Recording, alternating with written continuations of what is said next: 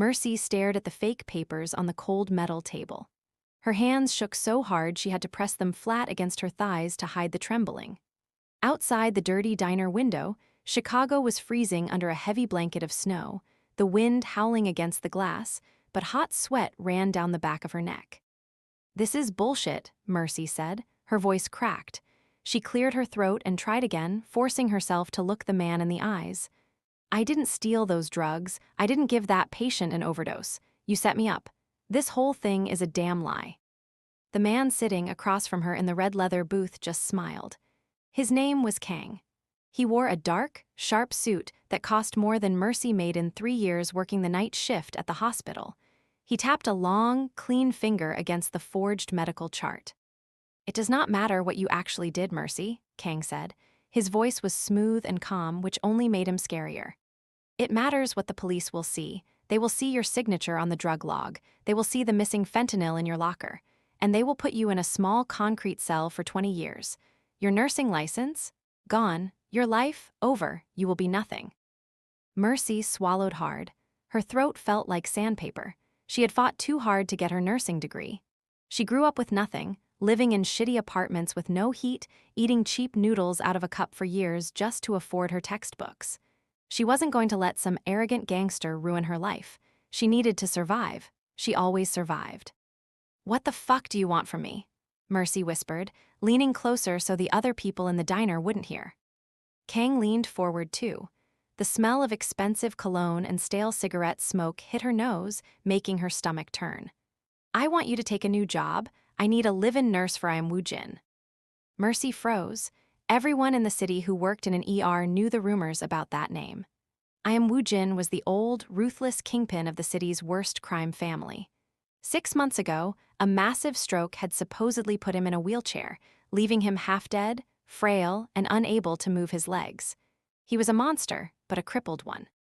"You want me to wipe an old mafia boss's ass?" Mercy asked, her heart pounding against her ribs.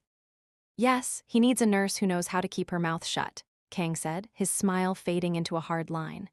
"And I need eyes inside that big, heavily guarded house of his. You are going to watch him. You are going to tell me who visits him, what he eats when he sleeps. You are going to spy on him for me so I know exactly how weak he really is. If you say no, I make one phone call and the cops arrest you right here, right now." Mercy looked down at the papers. She hated Kang. She hated the situation. But she looked out at the freezing snow and she thought about the cold metal bars of a prison cell. "Fine," Mercy spat out. "I'll do it. Just keep the cops away from me." "Good girl," Kang sneered. He slid a piece of paper across the table. "Pack your bags, you move in tonight." Before we continue with this crazy story, please take 1 second to leave a like on this video. Hitting the like button really helps the algorithm push more dark, gritty stories like this to your screen. Also, let us know down in the comments where you are watching from today, or rate this video from 1 to 10. Now, listen closely. If you don't hit that subscribe button for Afro-Korean Love FM right now, you might leave Mercy to face this terrifying, powerful mafia boss all by herself in that dark house. Don't be the reason she ends up in a body bag or a prison cell. Subscribe now, and let's get back to the story. The taxi dropped Mercy off at the bottom of a massive iron gate 2 hours later. The driver didn't even want to pull up the driveway. He just took her cash, threw her 2 cheap suitcases onto the icy sidewalk, and sped away into the dark night. Mercy stood alone in the freezing wind, wrapping her thick black coat tighter around her body. The snow was falling faster now, sticking to her dark curls and making her eyelashes wet and heavy. She dragged her suitcases toward the gate.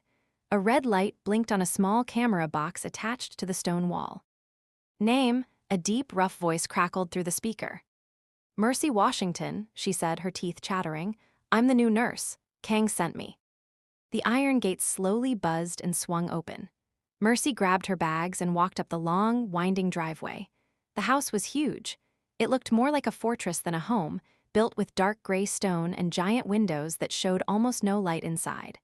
Tall pine trees blocked out the streetlights, making the whole place feel like a tomb.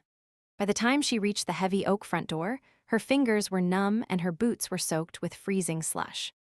The door opened before she could even knock. A giant man stood in the doorway. He was Korean, probably in his late 30s, with a thick scar cutting across his left eyebrow. He wore a black suit that stretched tight over his massive shoulders. He didn't smile. He didn't even say hello. "Bring your bags inside," the giant said. Mercy dragged her bags over the threshold. The inside of the house was warm, but it felt dead. There were no pictures on the walls, no music playing, just dark wood floors, dim lights, and the heavy smell of lemon cleaner and something else, something bitter, like old medicine.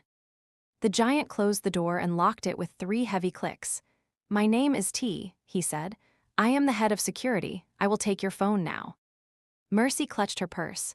"My phone? Why? What if there's an emergency?" T held out a massive, scarred hand. "If there is an emergency, you tell me. You do not call anyone from the outside. Mr. I am requires complete privacy. Phone, now." Mercy gritted her teeth.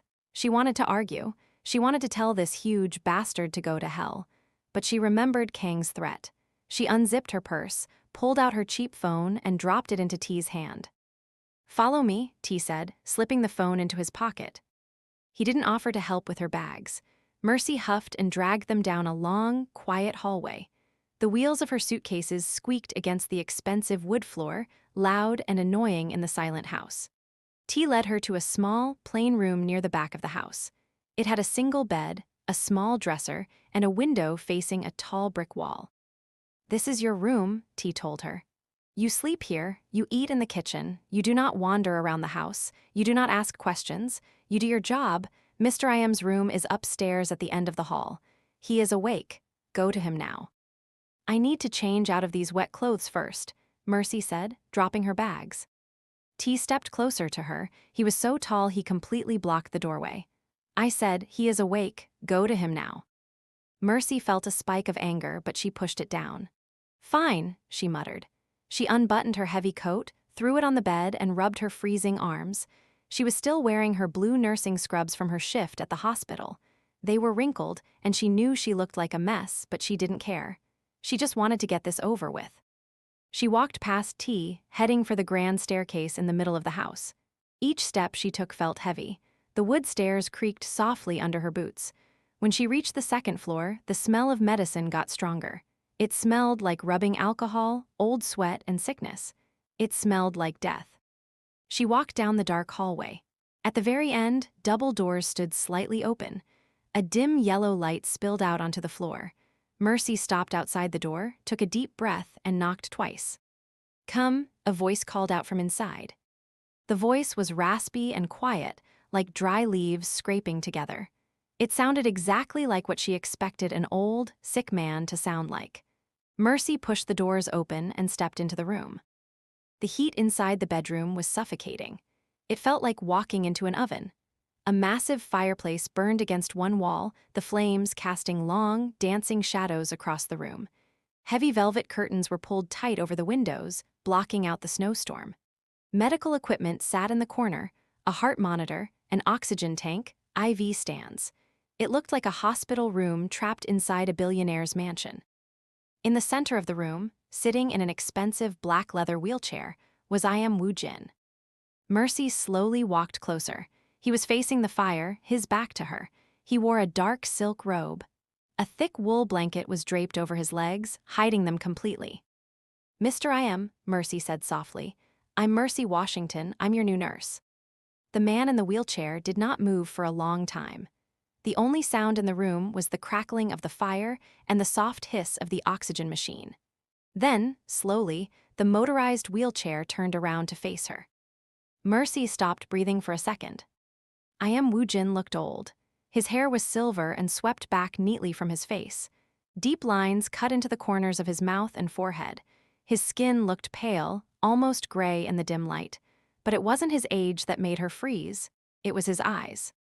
They were pitch black and sharper than broken glass. They did not look like the eyes of a dying, weak old man. They looked like the eyes of a wolf watching a rabbit walk into its cage. "Mercy," Woo-jin said, testing the sound of her name on his tongue. He had a thick, heavy accent, his voice low and raspy. A strange name for a woman who works for my enemies. Mercy's heart slammed into her ribs. She felt cold sweat break out on her forehead again. She tried to keep her face totally blank. I don't know what you're talking about. Mr. I work for the medical agency. I was sent here to take care of you. Woo-jin stared at her. He didn't blink. He just let the silence stretch out, heavy and terrifying. He lifted his right hand.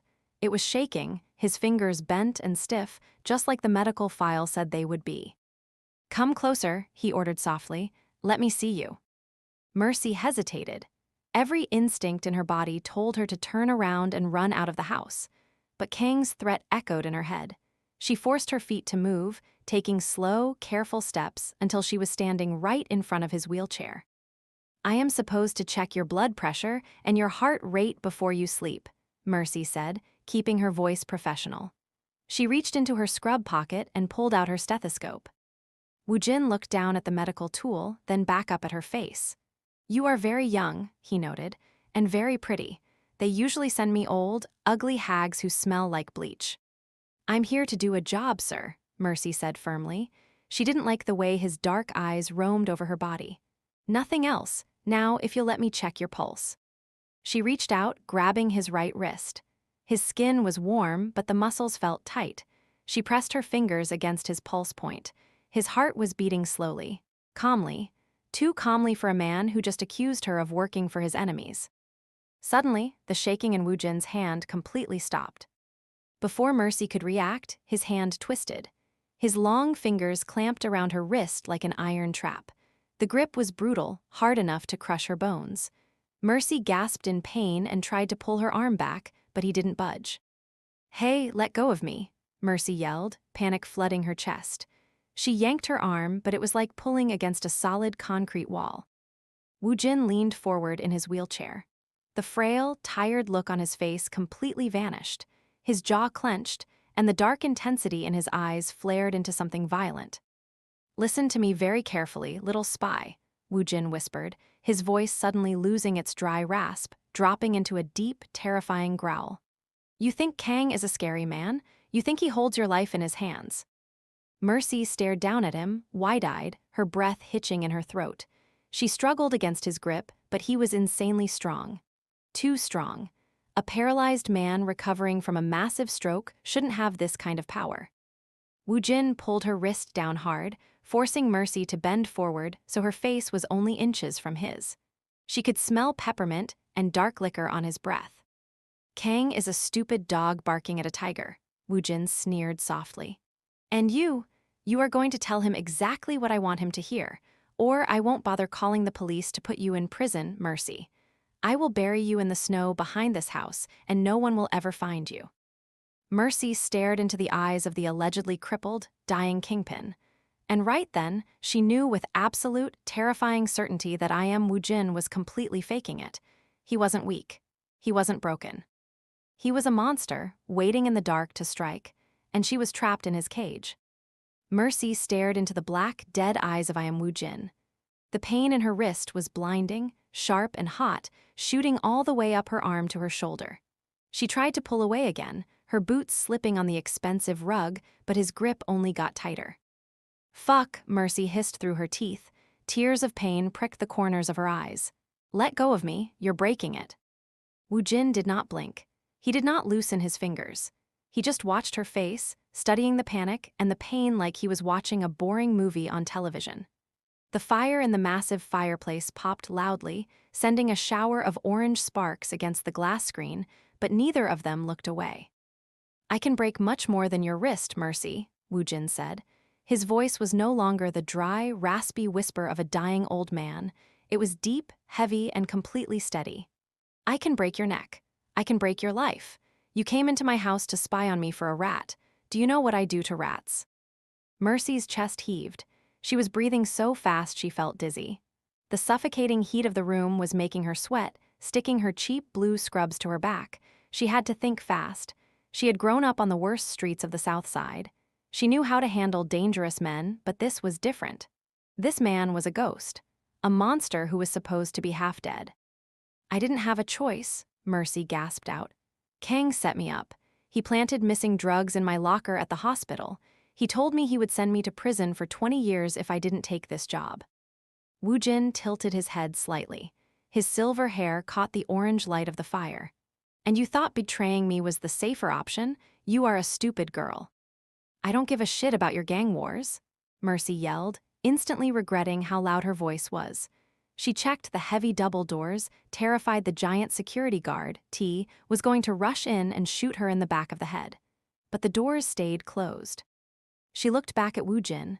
I don't care about you. I don't care about Kang. I just want to keep my nursing license and stay out of a cage, that's it.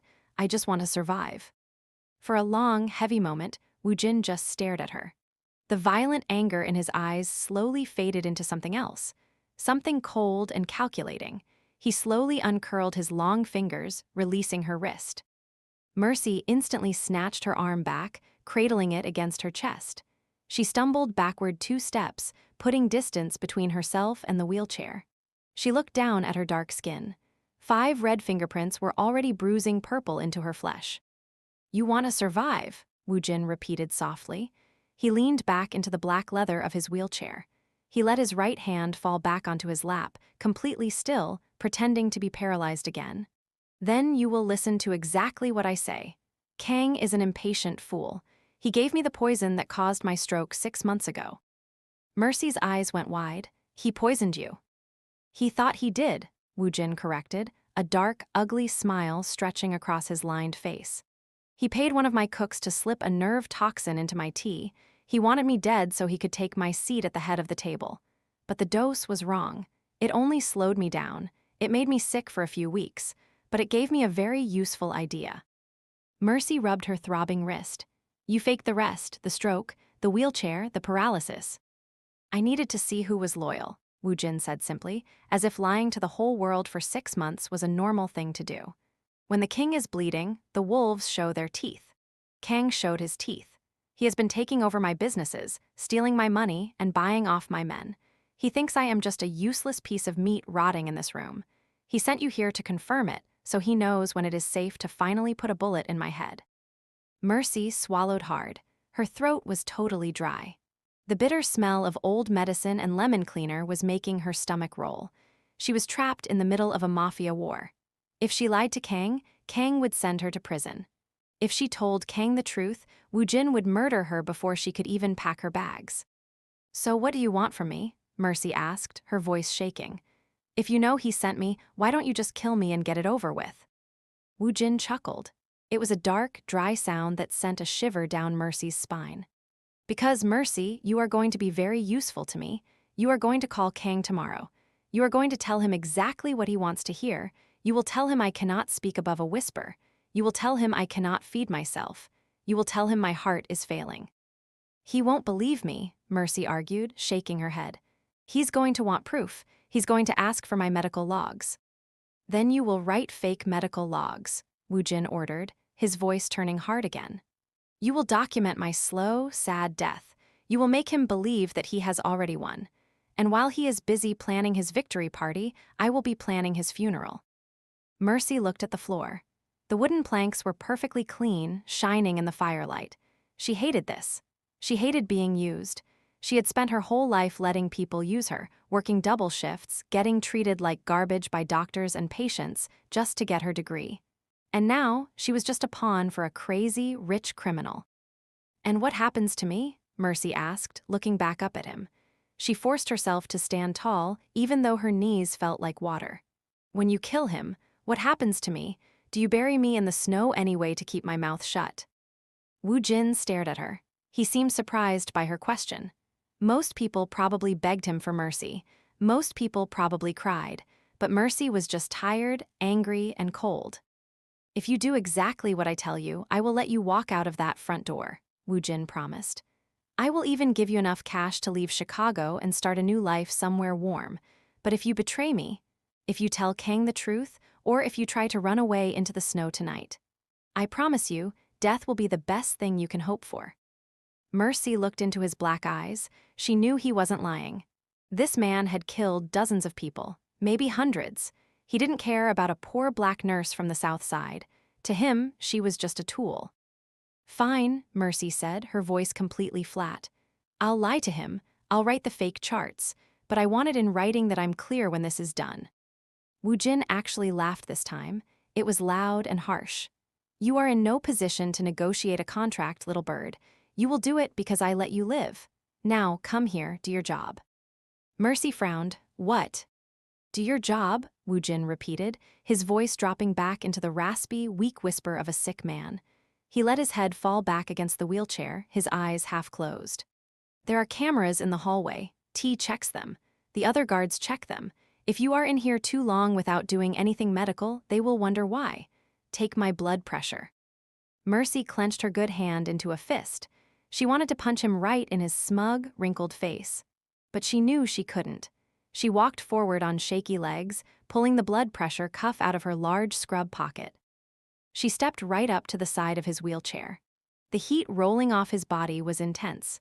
He smelled like expensive soap, dark whiskey, and danger. She carefully grabbed his right arm, the same arm he had used to almost break her wrist.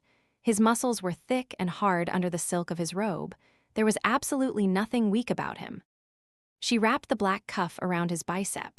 The loud ripping sound of the Velcro echoed in the quiet room.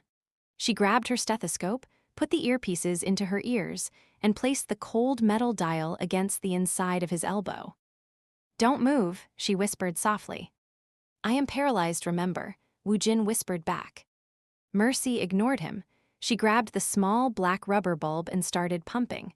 The cuff squeezed tight against his arm. She watched the little needle bounce on the dial. She slowly twisted the valve, letting the air hiss out. Thump, thump, thump. Through the stethoscope, his heartbeat was incredibly slow and steady. It was the heartbeat of a man completely at peace. A man who felt absolutely no fear, even though his enemies were surrounding his house. Mercy kept her eyes on the dial, trying to ignore how close she was standing to him. She could feel his breath moving the loose curls on her forehead. He was staring right at her face, watching her eyes track the needle. 120/80, Mercy said out loud, pulling the earpieces out of her ears. She quickly ripped the Velcro open and pulled the cuff off his arm. Your blood pressure is perfect. Write down 90/60, Woo-jin ordered softly. Write down that my heart rate is slow. Write down that my skin is cold and pale. Mercy shoved the equipment back into her pocket. She pulled a small notepad and a cheap pen from her other pocket. She quickly scribbled down the fake numbers, her handwriting messy because her right wrist was still throbbing with deep pain. Done, Mercy said, taking a step back. Do you need anything else? Pain pills, water? No, Woo-jin rasped. He turned his head slowly to look back at the blazing fire.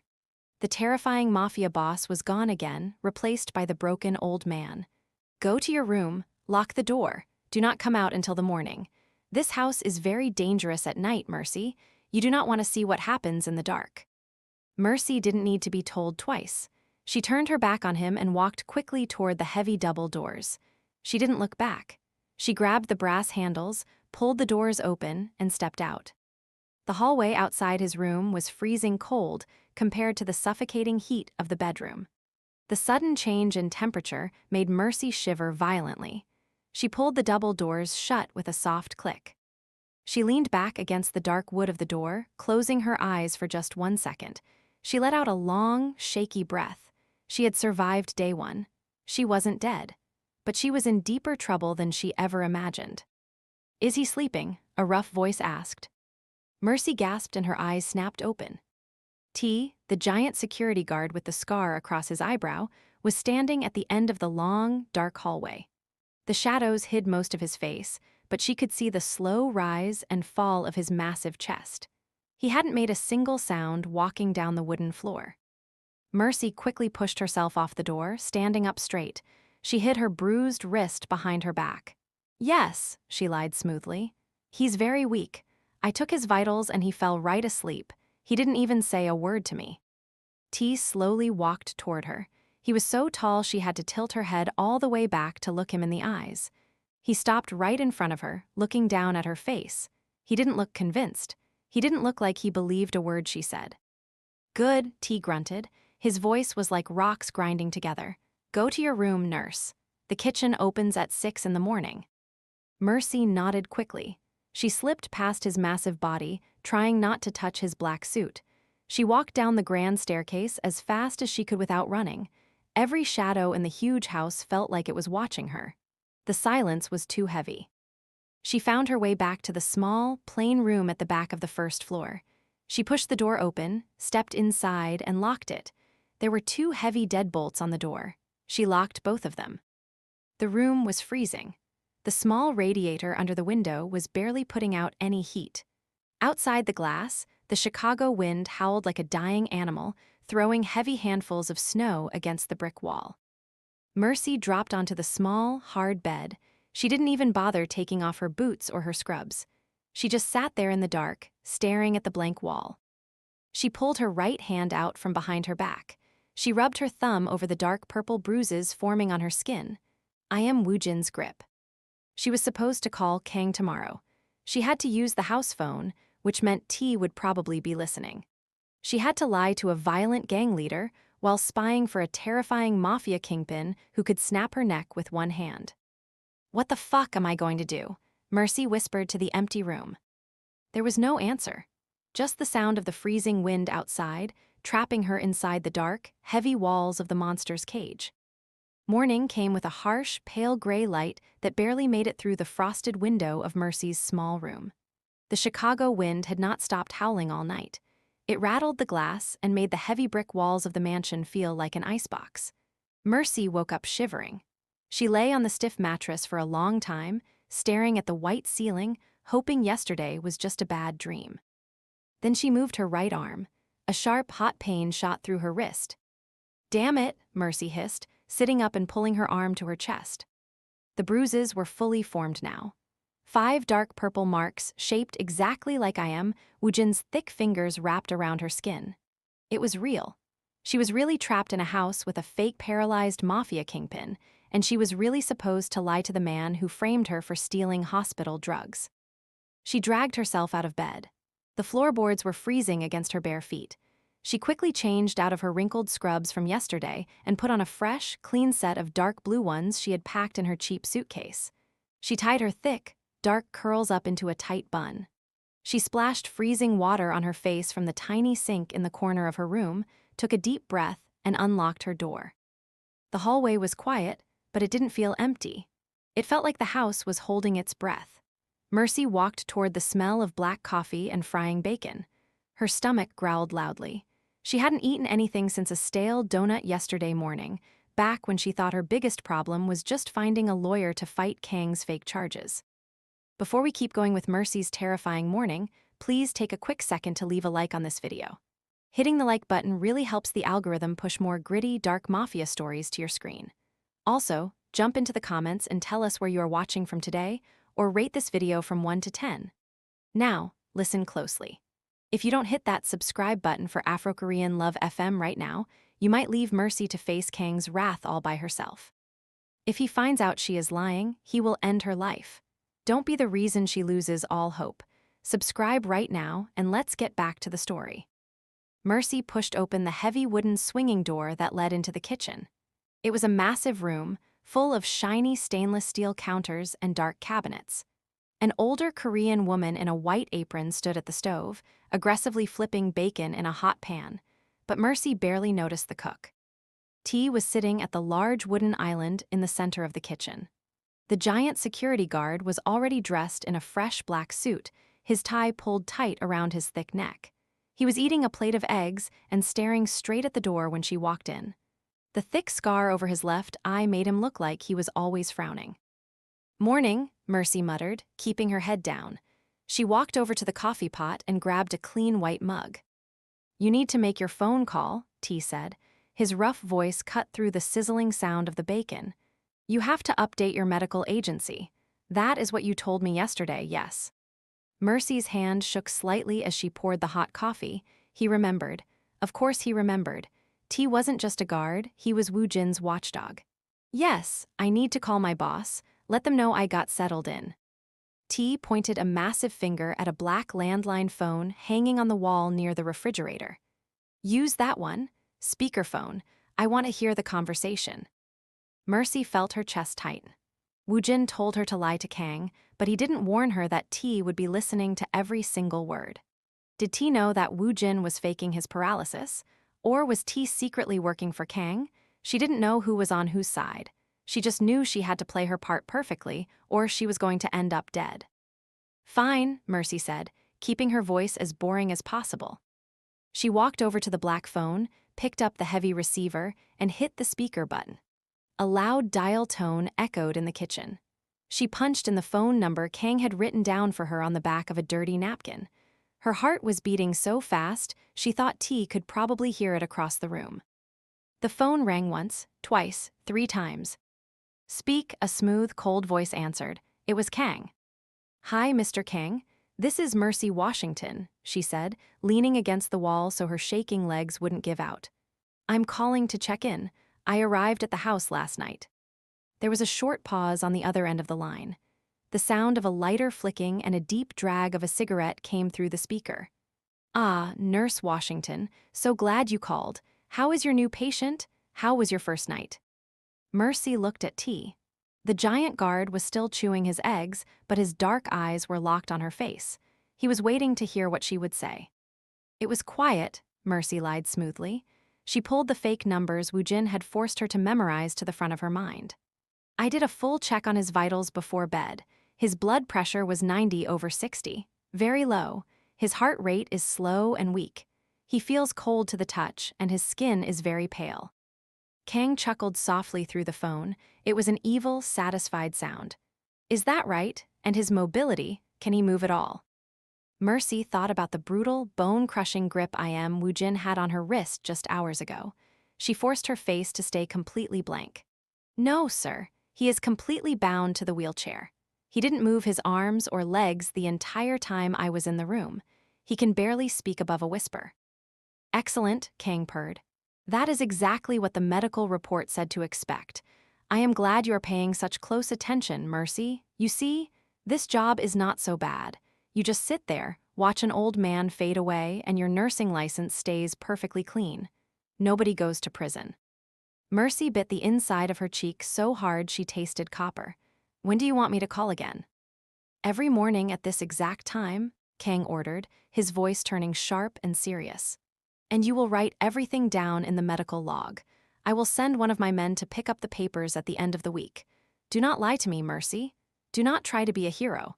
If I find out you are hiding anything, you know exactly what will happen to you." "I understand," Mercy said quickly. "Good girl," Kang said, and the line went dead. Mercy hit the button to hang up the phone. The loud dial tone stopped. The kitchen was completely silent except for the cook scraping the pan. Mercy took a deep breath, trying to calm her racing heart. She turned around to face T. T wiped his mouth with a white napkin. He didn't look angry. He didn't look happy. He just looked like a stone wall. "Your boss asks a lot of questions about Mr. Iam's health." "He's the one paying my agency," Mercy said, picking up her coffee mug. She tried to look annoyed instead of terrified. "They just want to make sure I'm doing my job so they don't get sued. That's how it works." T stared at her for a long 5 seconds. Then he gave a short, single nod. "Take his breakfast up. He is awake." The older cook shoved a silver tray across the stainless steel counter. Mercy walked over and looked at it. It was a bowl of plain, watery oatmeal, a small glass of apple juice, and a cup of hot green tea. It looked like the kind of food you fed a baby or a dying person. It looked pathetic. Mercy grabbed the edges of the silver tray. "Doesn't he eat any protein? Eggs, meat?" "He cannot chew well," T answered, standing up from his stool. He towered over her, his broad shoulders blocking the kitchen light. "His stroke made his throat weak. He chokes. You will feed him the oatmeal slowly. If he coughs, you stop. Go." Mercy didn't argue. She picked up the heavy tray and pushed her way out of the kitchen. Her whole body felt tight. She walked down the long, quiet hallway and climbed the grand staircase. The house was so big and empty it felt like a museum. When she reached the second floor, the smell of rubbing alcohol and old sickness hit her nose again. She walked down the dark hall to the heavy double doors. She didn't knock this time. She just pushed the doors open with her shoulder and stepped inside. The room was just as hot as last night. The fire was roaring in the fireplace, throwing heat across the thick rugs. The velvet curtains were still pulled tight, hiding the morning snowstorm outside. Woo-jin was sitting in his black leather wheelchair, facing the fire. He was wearing a fresh dark gray silk robe. The thick wool blanket was draped perfectly over his legs. He didn't turn around when she walked in. He just sat there, perfectly still. Mercy walked over to the small round table near the window and set the heavy silver tray down with a loud clatter. She wanted him to know she was mad. She walked around to the front of his wheelchair and stood blocking his view of the fire. "I made the call," Mercy said, keeping her voice low. "Kang bought it. He thinks you're dying." Woo-jin slowly lifted his chin. His silver hair caught the orange firelight. His black eyes dragged up her body, stopping at her face.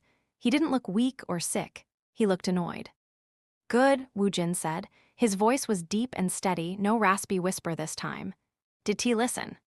"Yes," Mercy crossed her arms over her chest, hiding her bruised wrist. "He sat right there and listened to the whole thing. Does he know you're faking it?" Woo-jin let out a short, dark laugh. "T has been with me for 15 years. He knows everything. He is the only reason I am still alive in this house. The rest of my guards, I do not trust them. Kang has deep pockets. He has bought many of my men. If they knew I could stand up right now, they would shoot me in the back to collect Kang's reward." Mercy felt a chill run down her spine, despite the roasting heat of the room. "So we are surrounded by guys who want to kill you." "Yes," Woo-jin said simply, as if they were talking about the weather. "Which is why you must play your part perfectly, Mercy. Bring me the food." Mercy huffed and rolled her eyes. "You're a grown man, feed yourself." Before she could even blink, Woo-jin's right hand shot out. He grabbed the fabric of her blue scrub top, right in the center of her chest, and yanked her forward. Mercy stumbled, her knees crashing hard against the heavy metal footrests of his wheelchair. "Listen to me, you stupid girl," Woo-jin growled, his face inches from hers. His breath smelled like peppermint and danger. "There are cameras in the hallway. Sometimes guards walk past the door. If anyone looks inside and sees me holding a spoon, the game is over. Kang will order an attack on this house tonight. Do you understand? You are not my guest. You are my nurse. Now act like it." He shoved her back. Mercy stumbled backward, catching her balance before she fell on the rug. Her heart was hammering against her ribs. She was so angry her hands were shaking, but she knew he was right. If they got caught, she would die right next to him. "Don't touch me again," Mercy warned, her voice trembling with pure anger. "I said I'll do the job, but if you put your hands on me again, I swear to God, I'll scream and let them all come in here." Woo-jin stared at her. His dark, sharp eyes narrowed. He looked like he was deciding whether to break her neck or just laugh at her. Finally, he leaned back into his leather chair and let his arms go completely limp at his sides. He let his chin fall forward slightly, adopting the posture of a broken, paralyzed man. "Feed me, Nurse Washington," Woo-jin whispered, his voice returning to the dry, raspy croak of a dying man. Mercy gritted her teeth. She turned around, grabbed the small white bowl of watery oatmeal and the silver spoon, and walked back over to him. She pulled a small wooden chair close to his wheelchair and sat down. She scooped up a small amount of the gross, gray mush. She held it out toward his face. Woo-jin slowly opened his mouth. Mercy shoved the spoon in, maybe a little harder than necessary. The metal spoon clicked against his white teeth. He closed his mouth and swallowed the terrible food without making a face.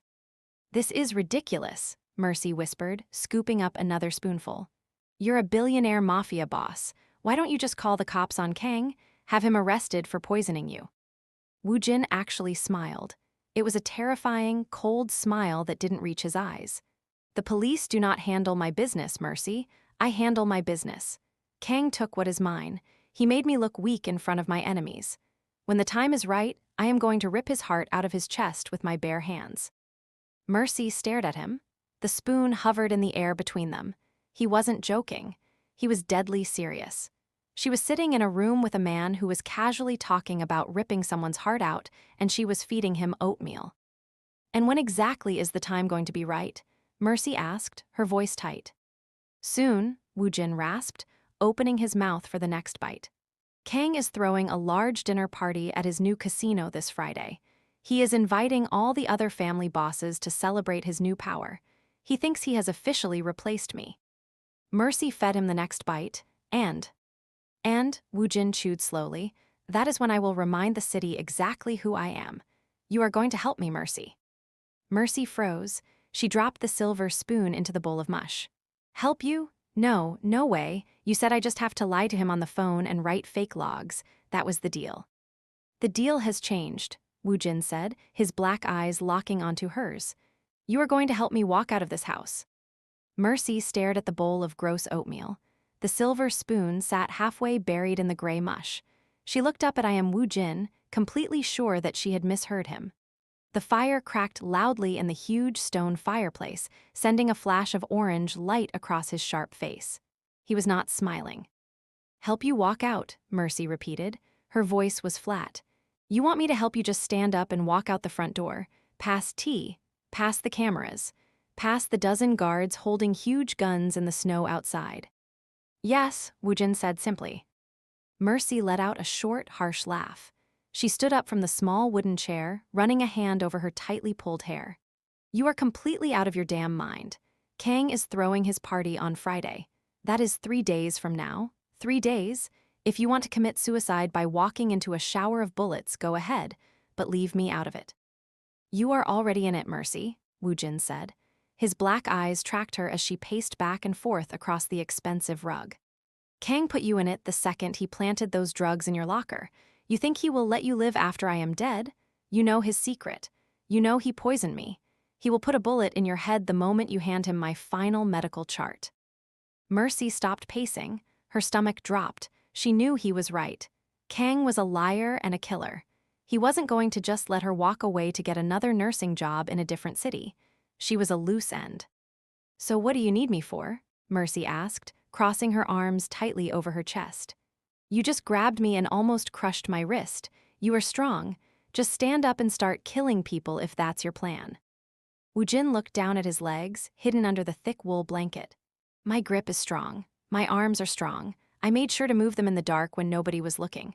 But my legs, I have not put weight on my feet in 6 months. The poison Kang gave me caused real damage to my nerves at first. Then, the lack of movement made my muscles weak. Stiff. If I stand up right now, I will fall flat on my face. Mercy stared at him, slowly understanding what he meant. You need physical therapy. I need you to fix my legs, Woo-jin corrected, his voice turning low and deadly. I need you to stretch the muscles. I need you to help me stand. I need you to make me ready to walk into Kang's casino on Friday night so I can burn it to the ground. If you do this, you live. If you fail, we both die. Before we keep going with this crazy, high-stakes story, please take 1 second to drop a like on this video. Hitting the like button really helps the algorithm push more gritty, dark romance audiobooks like this directly to your screen. Also, jump into the comments right now and tell us where you are watching from or rate this video from 1 to 10. Now, listen closely. If you don't hit that subscribe button for Afro-Korean Love FM right now, you might leave Mercy to face this deadly Friday night party all by herself. If Kang's men catch her helping Woo-jin, they will not show her any mercy. Don't be the reason her story ends in a pool of blood. Subscribe right now, and let's get back to the darkness. The rest of the day felt like walking through a terrible nightmare. Mercy spent the afternoon trapped in her freezing bedroom at the back of the house, staring out the window at the endless falling snow. Every time she closed her eyes, she pictured Kang's cold smile. Then she pictured Woo-jin's black, violent eyes. She was caught between 2 monsters, and her only way out was to help one monster kill the other. When the sun finally went down, turning the sky a deep, bruised purple, T knocked loudly on her door. Time for his night check, the giant guard yelled through the thick wood. Mercy grabbed her stethoscope and her blood pressure cuff. She unlocked her door and stepped out into the dark hallway. T was waiting for her, his massive arms crossed over his chest. He watched her walk past him, his eyes heavy with suspicion. He didn't say a word, but Mercy could feel him staring at her back all the way up the grand staircase. She reached the double doors of Woo-jin's bedroom. She didn't bother knocking. She pushed the doors open and locked them from the inside with a loud, heavy click. The heat in the room was intense, just like always. The fire was roaring. Woo-jin was already sitting in his wheelchair, wearing a pair of loose black sweatpants and a dark gray t-shirt. It was the first time she had seen him wearing regular clothes instead of a silk robe. He looked bigger like this. His shoulders were wide, his arms thick with muscle. Are you ready? Woo-jin asked softly. Mercy walked over to him, dropping her medical tools onto the small round table. No, but I guess I don't have a choice. Move your chair away from the fire. We need open space on the floor. Woo-jin used his hand controls to back the motorized wheelchair into the center of the large room. Mercy walked over and grabbed the thick wool blanket, pulling it off his legs. His legs were long and covered in dark hair, but she could see exactly what he was talking about. His calves and thighs looked slightly thinner than they should be for a man of his massive size. The muscles looked tight and drawn. 6 months of sitting in a chair would ruin anyone's body, even a terrifying mafia boss. We have to stretch the muscles first, Mercy said, dropping to her knees on the thick rug. If we just try to make you stand, your hamstrings will tear. It will hurt like hell, and you won't be walking anywhere on Friday. Woo-jin looked down at her. Do it. Mercy reached out and grabbed his right ankle. His skin was warm, but it felt stiff, like cold clay. She placed her other hand under his heel and slowly lifted his leg off the footrest of the wheelchair. Tell me when it pulls, she ordered, keeping her voice totally professional. She pushed his leg up, keeping his knee perfectly straight. She only moved his leg a few inches before Woo-jin sucked in a sharp breath through his teeth. His hands instantly gripped the heavy armrests of his wheelchair. His knuckles turned completely white. Stop, Woo-jin ground out. His voice was thick with pain. Mercy held his leg right where it was. I can't stop. You have to push past the first layer of tightness. Breathe out, don't fight me. I said stop, damn it, Woo-jin growled, leaning forward. His eyes flashed with that violent, dark anger she had seen last night. Mercy didn't drop his leg. She looked right up into his scary face. You want to kill Kang? You want to walk into that casino and rip his heart out? Then shut the fuck up and let me do my job. If you act like a baby right now, we are both going to die on Friday. Woo-jin stared at her. The anger in his eyes burned hot for a few seconds, but then, slowly, it cooled down. He let out a long, heavy breath and leaned his head back against the chair. He loosened his death grip on the armrests. Push it, Woo-jin whispered. Mercy pushed. She raised his leg higher. She could feel the thick muscles in the back of his thigh shaking violently under her hands. He didn't make another sound, but she saw a drop of sweat roll down the side of his sharp face. He was in pure agony, but he swallowed it. They worked in total silence for an hour. Mercy pushed his legs, bent his knees to his chest, and massaged the stiff calves with her strong hands. Her own muscles burned from the effort. It was hard work forcing a grown, heavy man's body to move when it had forgotten how to do it. The room was so hot she felt sweat dripping down her own back, soaking her blue scrubs. Okay, Mercy finally gasped, sitting back on her heels. She wiped her forehead with the back of her hand. The muscles are awake. Now comes the worst part. You have to stand. Woo-jin opened his eyes. They were dark and totally focused. He didn't look like a tired old man anymore. He looked like a soldier preparing for a bloody war. Mercy stood up. Her knees popped loudly. She walked right up to the front of his wheelchair, stepping between his spread knees. Her legs brushed against his dark sweatpants. She could feel the intense heat radiating off his body. Put your arms around my neck, Mercy ordered, looking down at him. Woo-jin reached up.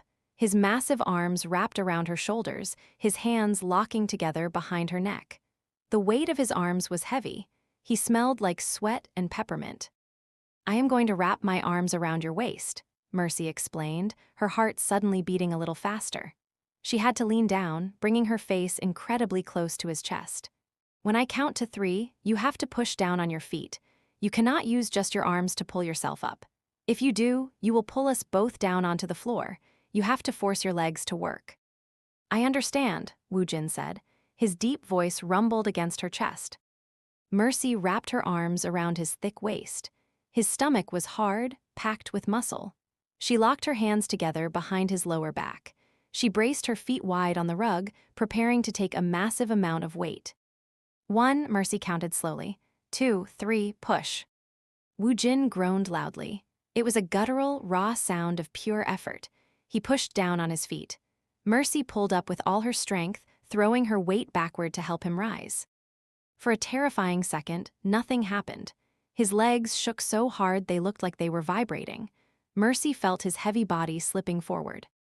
Don't fall, Mercy yelled, tightening her grip around his waist. Push your feet into the floor, push. Woo-jin let out a string of vicious Korean curses, his jaw locked. The veins on his thick neck popped out. He pushed harder. Slowly, painfully, his body started to rise out of the chair. Mercy kept pulling, taking short, sharp breaths. He was so heavy. She felt her boots sliding slightly on the rug, but he didn't stop fighting. He rose higher, his knees locked. Suddenly, Woo-jin was standing. Mercy gasped for air, staring straight into his chest because he was so incredibly tall. She had to tilt her head back to look at his face. He towered over her. The frail, crippled man from the wheelchair was completely gone.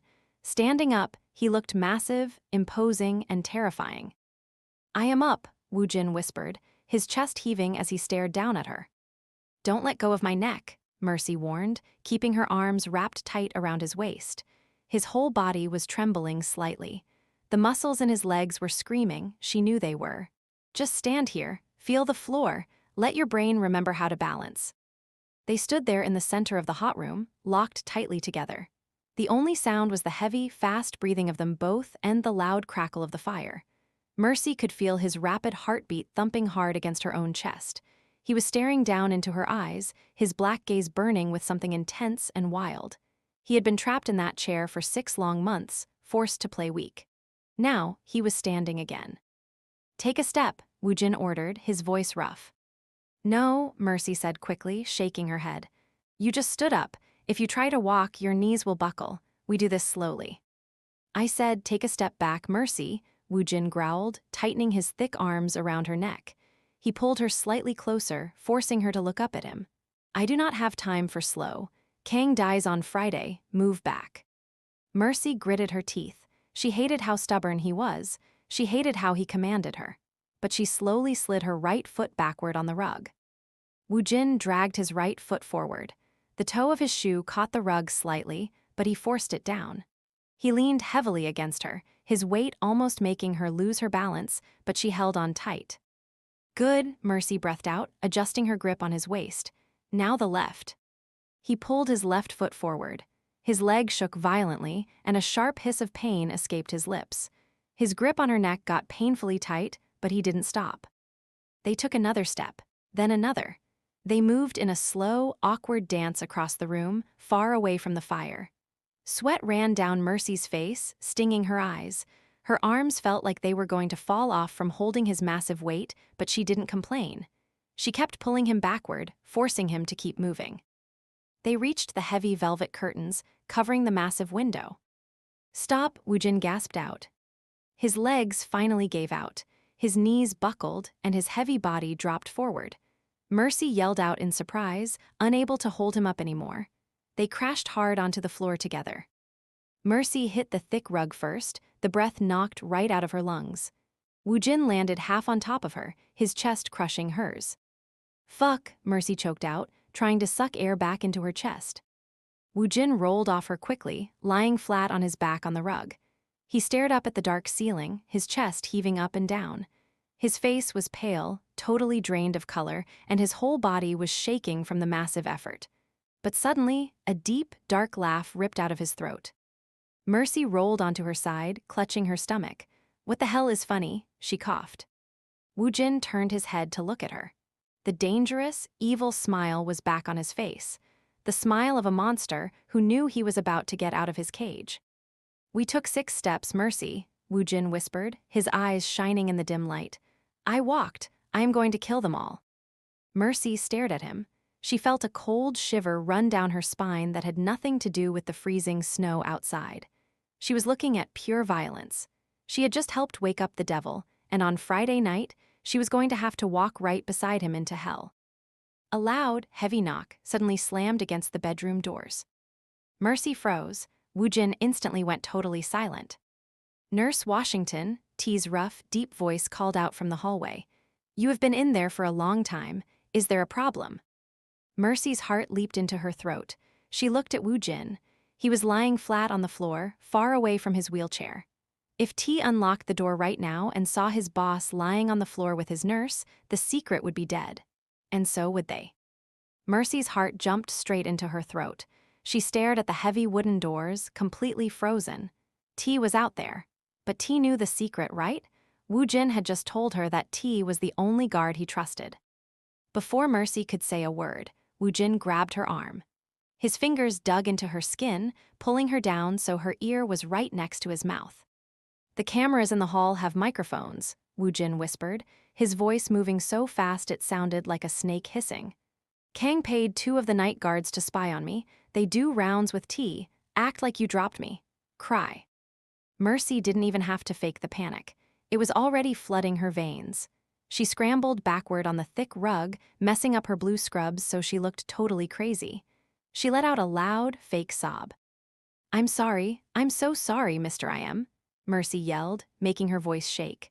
She crawled over to the heavy double doors and grabbed the brass handles. Her hands were sweating so much they kept slipping off the metal. She turned the deadbolt and ripped the doors open.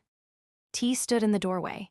He looked massive in his dark suit, but right behind him, standing a few feet down the hall, was another guard. A younger man with a thin face and a silver gun strapped to his hip. The younger guard stretched his neck, trying to look inside the bedroom. "What the hell is going on in here?" T roared. His rough voice echoed down the dark, freezing hallway. "I was trying to move him," Mercy cried out, pointing a shaking finger back at the center of the room. "I was trying to move him from the wheelchair to the bed so I could change his sheets. He slipped. He's too heavy for me. I dropped him." T pushed past her roughly, almost knocking her into the doorframe. The younger guard took a step forward, his hand resting on his gun, staring at the floor. I Am Woo-jin was lying flat on his back on the rug. He looked pathetic.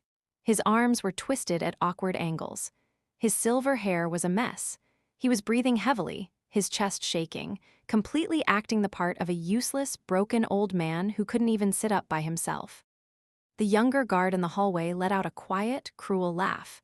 He didn't say anything, but the look on his face told Mercy everything. He was definitely Kang's rat. He was going to call Kang tonight and tell him the big, scary mafia kingpin couldn't even get into his own bed. T walked over to Woo-jin. He bent down, sliding his massive arms under his boss's shoulders and knees. He lifted Woo-jin up like a child and dropped him roughly back into the black leather wheelchair. "You are a stupid girl," T spit at Mercy, turning around to glare at her. His dark eyes were cold and full of fake anger. "If you drop him again, I will break your arms. Do you understand me? You use the mechanical lift next time." "I understand," Mercy whispered, looking down at her boots. She let a few real tears fall down her cheeks. It wasn't hard. The stress of the last 2 days was destroying her. "Clean this mess up, then get out," T ordered.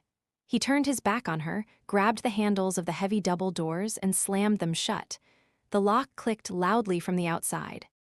Before we continue with this insane plan, please take just 1 second to leave a like on this video.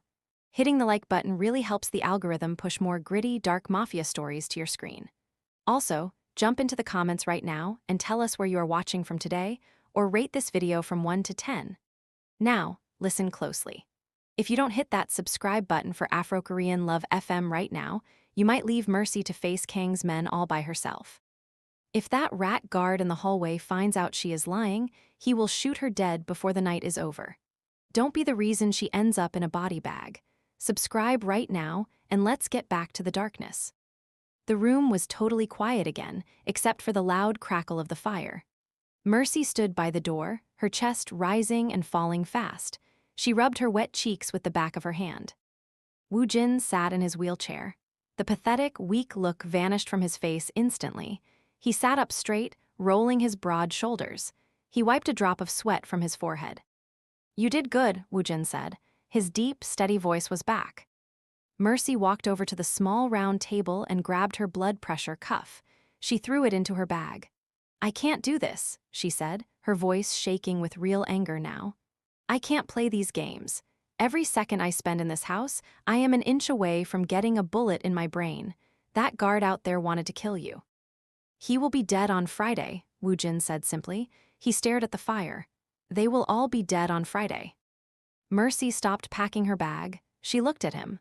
The orange firelight danced across his sharp jaw and his deep, black eyes. He wasn't scared. He was excited. He was a predator waiting for the cage door to open. "Wednesday and Thursday," Woo-jin said, turning his head to look at her. 2 days, we work every night. You stretch my legs, you make me walk. You do not sleep until I can cross this room without falling. Mercy swallowed hard. And what if you can't? What if your legs just won't do it? Woo-jin leaned forward in his chair. Then we burn in hell together, Mercy. Go to your room. The next 2 days were pure torture. During the day, Mercy played the perfect, quiet nurse. She made her morning calls to Kang from the kitchen phone, reading the fake medical logs while T sat at the counter eating eggs. Kang was getting happier and happier. He told her the poison was finally finishing its job. He told her to prepare a death certificate for Friday night. But at night, the real work started. As soon as the house went dark and the guards settled into their positions, Mercy locked the double doors to Woo-jin's bedroom. The heat was always blasting. The fire was always roaring. Wednesday night was a bloody nightmare. Woo-jin pushed himself too hard. He refused to let Mercy hold his waist for balance. He wanted to walk alone. He stood up, his legs shaking violently, and took 3 steps before his right knee completely gave out. He crashed onto the hard stone of the fireplace hearth. Mercy screamed quietly and rushed over to him. He cut his forehead on the stone. Thick, dark blood ran down the side of his face. "Stop," Mercy hissed, grabbing a white towel from her medical bag to press against the cut. "You are moving too fast. Your muscles need time. You can't just force it." "Force is all I have," Woo-jin growled. He pushed her hands away, his chest heaving. Sweat dripped from his chin, mixing with the blood. He grabbed the edge of a heavy oak dresser and dragged himself back up to his feet. His knuckles were totally white. Again. Mercy wanted to slap him. He was the most stubborn, arrogant man she had ever met. But she stood right behind him, her hands hovering near his waist, ready to catch him when he fell again. And he did fall. He fell 4 more times that night. By the time the sun started to come up on Thursday morning, Woo-jin was covered in dark bruises, and Mercy felt like she had run a marathon. Her arms ached from catching his heavy body. But when Thursday night finally arrived, everything changed. Mercy locked the doors. She dropped her medical bag on the floor. She was tired. Dark circles hung under her eyes. The freezing wind was still howling outside, throwing chunks of ice against the glass behind the heavy velvet curtains. "Stand up," Mercy ordered, too tired to even argue anymore. Woo-jin sat in his wheelchair. He was wearing black dress pants and a white button-down shirt. The top 3 buttons were open, showing the thick muscle of his chest. He looked completely different. He didn't look like a patient anymore. He planted his feet on the floor. He didn't ask for her help. He didn't grab the armrests. He took a deep breath, his jaw tightening. He stood up. His legs didn't shake. His knees didn't buckle. He stood totally tall, his broad shoulders blocking the light from the fire. He was massive. Mercy took a step back, her breath catching in her throat. Woo-jin looked down at his feet. Then he looked at her. He took a slow step forward. His foot landed flat and solid on the rug. He took another step, then another. He walked perfectly. It was a slow, heavy walk, the walk of a man who owned everything he stepped on. He crossed the large bedroom in 10 strides. He turned around, his black eyes locking onto Mercy's face, and walked right back to her. He stopped when his chest was only an inch away from her face. Mercy had to look all the way up. The heat coming off his body was crazy. He smelled like expensive cologne and danger. Her heart started beating entirely too fast. She pressed her hands flat against her own legs so she wouldn't reach out and touch him. "I am ready," Woo-jin whispered. His voice rumbled deep in his chest. "You can walk," Mercy said. Her voice sounded breathless and stupid, but she couldn't stop staring at his eyes. "You can actually walk." "Yes," Woo-jin said. He slowly lifted his right hand. He reached out and brushed a thick, dark curl away from Mercy's cheek. His long fingers were surprisingly gentle against her skin. Mercy froze. She didn't pull away. She just stood there, trapped in his dark gaze. "Tomorrow night, Kang is throwing his party," Woo-jin said softly, his thumb tracing the line of her jaw. "The casino will be full of his men. The other bosses will be there to kiss his ring. He thinks he is the new king." "How are you going to get inside?" Mercy whispered. "T will drive the van," Woo-jin explained, dropping his hand back to his side. "He will tell the guards at the gate that he is taking me to the hospital for a late-night emergency. The rat guards will call Kang. Kang will tell them to let us go, hoping I die on the way. Mercy nodded slowly, and then we drive to the casino, Woo-jin smiled. It was a vicious, evil smile. We use the loading dock in the back. T has the security codes. We walk right into the main dining room. Mercy stepped back, suddenly realizing what he just said. Wait, No, you said I just had to fix your legs. You said if I fixed your legs, I could walk away. I am not going to a mafia casino party so I can get shot. Woo-jin's smile vanished. His face turned to stone. He took a step forward, closing the space she had just made. You are going, Woo-jin ordered. If you try to run away from this house tomorrow, Kang's men will catch you at the train station and cut your throat. You know too much. The only way you survive Friday night is if you stand right next to me. I don't know how to shoot a gun, Mercy yelled quietly. I'm a nurse. I heal people, I don't kill them. You will not need a gun, Woo-jin said calmly. He turned around and walked over to his heavy oak closet. He pulled the wooden doors open. You will need a dress. Mercy frowned, totally confused. A dress. Woo-jin reached into the dark closet and pulled out a black velvet garment bag. He threw it onto the large bed. He unzipped the bag and pulled back the plastic. Inside was a dress. It was pure, deep red silk. It looked like it cost more than Mercy's car.